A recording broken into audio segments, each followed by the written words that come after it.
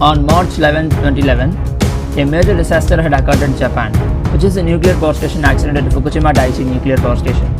This turned the public's sentiment from many states against nuclear energy, as the amount of radioactive material released due to the disaster had caused a major loss to the nation and also led to the most extensive release of radioactivity since the Chernobyl accident in 1986 and was far worse than the 1979 Three Mile Island accident occurred in the United States. Unlike at Chernobyl and Three Mile Island, the destruction at Fukushima was initiated by natural disasters, a huge earthquake and a large tsunami, rather than equipment failure and human error. The tsunami knocked out backup power systems that were needed to cool the reactors at the plant, causing several of them to undergo fuel melting, hydrogen explosions, and radioactive releases.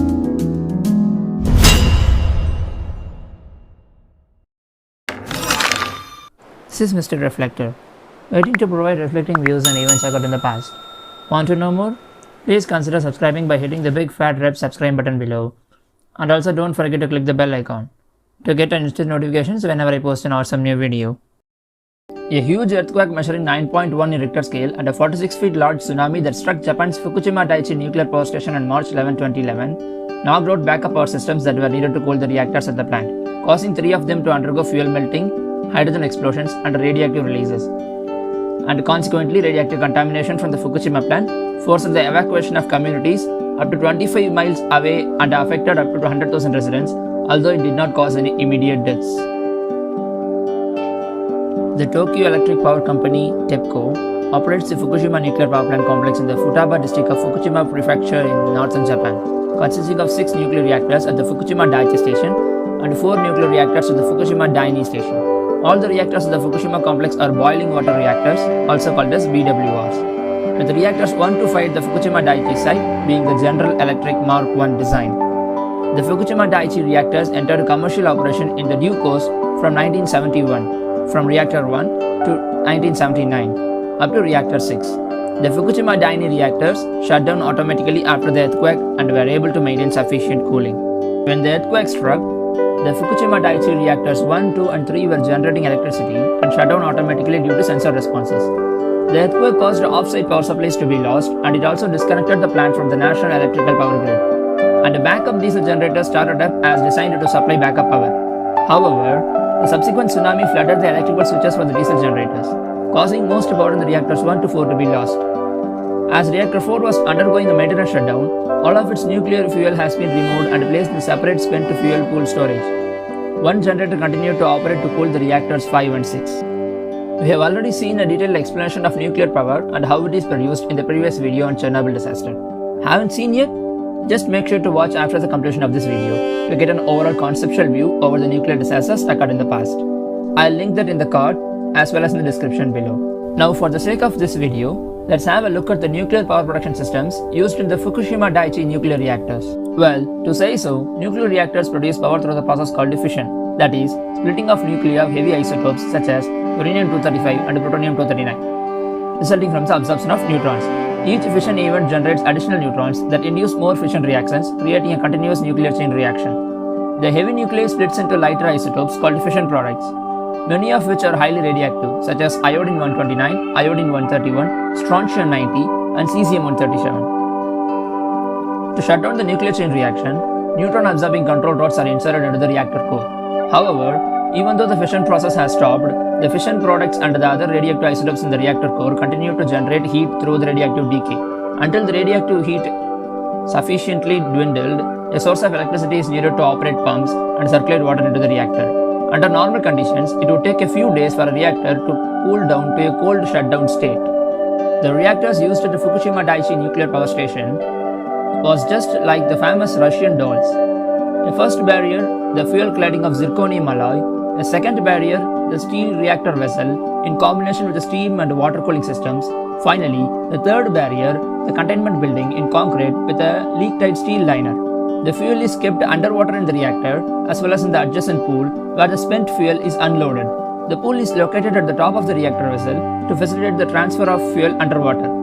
Okay, now let's move on to the exact detailed representation of what really happened in each reactor. Reactor 1. Reactor 1 was generating electricity when the earthquake occurred and shut down automatically. but the resulting tsunami halted the emergency core cooling systems. Water level in the reactor vessel dropped below the top of the hot fuel, and the steam began reacting with the zirconium fuel cladding to produce large amounts of hydrogen. After about 12 hours, pressure in the primary containment had increased to twice to the designed level. Radiation in the plant rose sharply, and preparations were made to vent the containment to the atmosphere. The population within 10 kilometers of the plant was evacuated, and venting began almost 24 hours after being into the emergency. About an hour after venting began on March 12, a large hydrogen explosion occurred in the upper area of the reactor building, causing widespread damage. The hydrogen may have leaked from the primary containment to the upper building during overpressurization or from vents. The plant workers began injecting seawater into the reactor pressure vessel on March 12 through a fire extinguisher line. And off-site power was restored on March 20.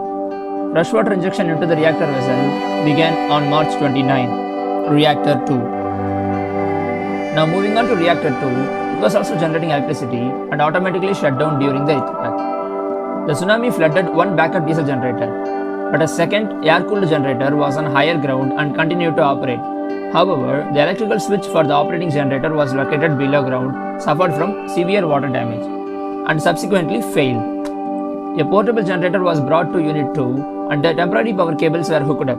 But just before power could be restored, the hydrogen explosion in the Reactor 1 propelled debris into the power generator and cables and made them irreparable. On March 15, while workers were attempting to vent the Reactor 2 containment, they heard a loud noise near the torus, followed by a reduction in containment pressure. The sound was later determined not to be an explosion as initially suspected, but it may have been associated with a breach of primary containment. Meanwhile, the rupture of a large rectangular blowout panel in the outwall of Unit 2 apparently allowed hydrogen to escape from the reactor building, avoiding the explosions that occurred in the alongside unit. A steam-driven backup cooling system in Unit 2 pursued to operate for about 70 hours after the tsunami, but all core cooling was consequently lost for more than 6 hours, allowing the hot reactor core to become unconcealed by water, possibly and unconditionally, and it began to melt. Seawater injection into the reactor vessel began on March 14, after being delayed by a hydrogen explosion in Reactor 3. Off-site power was restored on March 20, and freshwater injection into the reactor vessel began on March 26. Reactor 3. Reactor 3 was also generating electricity and shut down automatically during the earthquake and then lost power during the tsunami. High pressure injection of water into the reactor vessel was lost for about 7 hours. During that 7-hour period, the reactor core became unprotected with water, resulting in severe fuel damage and the generation of large amount of hydrogen. Damage to the reactor pressure vessel is considered likely. Pressure in the primary containment structure rose sharply on March 14, and after many hours, plant workers opened the necessary valves to vent the primary containment at about 8:30 am. A large hydrogen explosion occurred at about 11 am that destroyed the secondary containment. The explosion injured 11 workers and damaged portable generators, fire engines, hoses, and temporary power cables that had been brought in to restore cooling to the reactor. An undamaged fire engine was brought in, and seawater injection resumed at about 4:30 pm. 3 workers received high doses of radiation from contaminated water while installing cables in the basement of the turbine building on March 24. Injection of fresh water in the reactor vessel began on March 25th. Reactor 4. Well, Reactor 4 was out of service for maintenance when the earthquake struck. All its nuclear fuel had been moved to the spent fuel pool, which eliminated the need for the cooling the reactor, but greatly increases the spent fuel pool's heat load. A hydrogen explosion severely damaged the reactor building on March 15. As there had been no fuel in the reactor core to generate the hydrogen, suspicion initially focused on the spent fuel pool as the source. Early reports had indicated that most or all of the water in the Unit 4 spent fuel pool had been lost, potentially causing overheating that could lead to hydrogen generation. However, it was later determined that water in the pool had not dropped below the level of spent fuel pool and that no significant overheating had occurred. Spraying of water in the spent fuel pool began on March 20.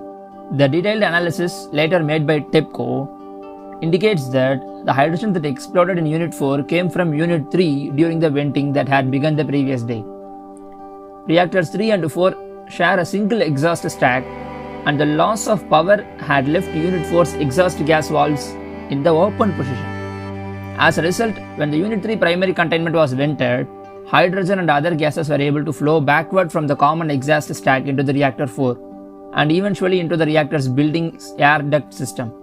This scenario was supported by radiation samples from the Unit 4 exhaust gas filters that showed higher contamination levels in the filters closest to the common stack, that is, closest to the Unit 3.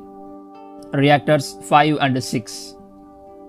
Reactors 5 and 6, which are located separately from reactors 1, 2 and 3, 4, were not operating during the earthquake. 4 of the 5 emergency diesel generators at Unit 5 and 6 were rendered inoperable by the tsunami. But one air-cooled diesel generator continued working. The working generator supplied continuous power to the Unit 6 and later power provided to Unit 5 as well.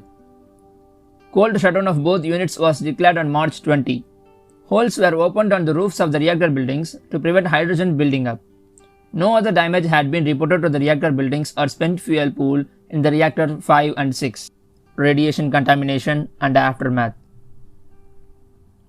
Radioactive material escaping from the damaged Fukushima Daiichi nuclear reactor cores created high radiation levels throughout the plant and eventually caused widespread contamination.